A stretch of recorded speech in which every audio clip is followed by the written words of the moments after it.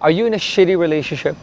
Or maybe you're in a job that you absolutely hate, but you can't get out of and you're stressed about it? Or maybe you're in a marriage that you're like, I hate my marriage, or my husband's treating me poorly, or my wife is treating me badly, but you can't get out of it? And you're thinking, I want to get out of it, but you can't? The truth is, a part of you doesn't want to get out of it. And the reason, and you're probably thinking to yourself right now, what's Chris talking about? What is he saying that I don't want to get out of it? Of course I want to get out of it. You know what? Yeah, you're saying you want to get out of it. Really, you don't. Because if you really wanted to get out of it, you would get out of it. I'll put your hand in fire. Would you get your hand out of fire? You would, because it hurts so much, right? But when you can tolerate the pain, you have a tendency to just accept what you know. Familiarity is something that people are comfortable with. And they like familiarity. Even if they don't like the situation, as long as they're familiar with it, they'll accept it. If I gave you a good situation or a bad situation, as long as you're familiar with it, you will learn to accept it and tolerate it. And here's the thing about shitty relationships and a bad job. When you've been doing it for so long, you become so familiar and used to it that you learn to tolerate it. You're basically just surviving. You're basically just keeping your head above water, trying to not drown. Because you know what you're afraid of?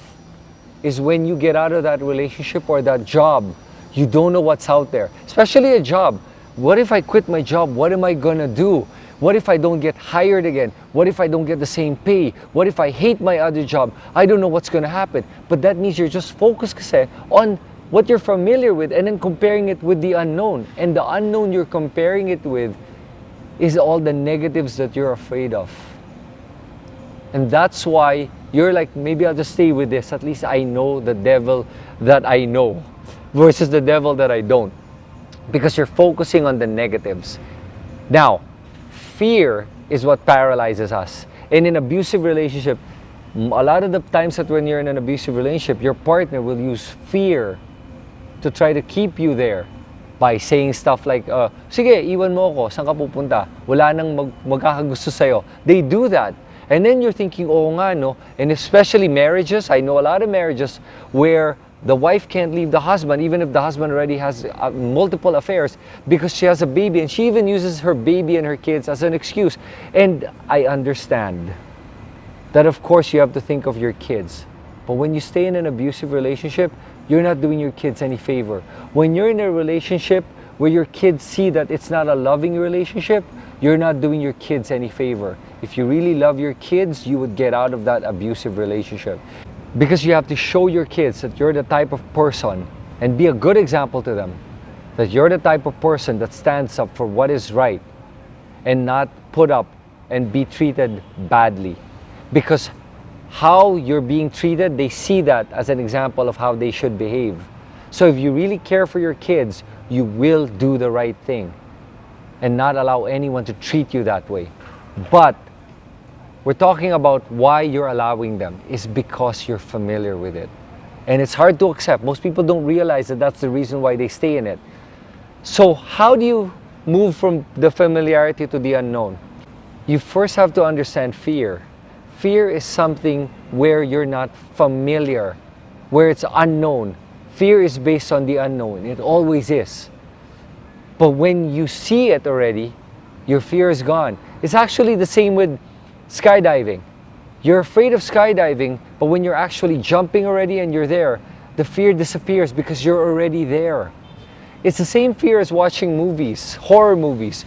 When you haven't seen the ghost or the monster, you're so afraid, but once you see it, it's almost a joke.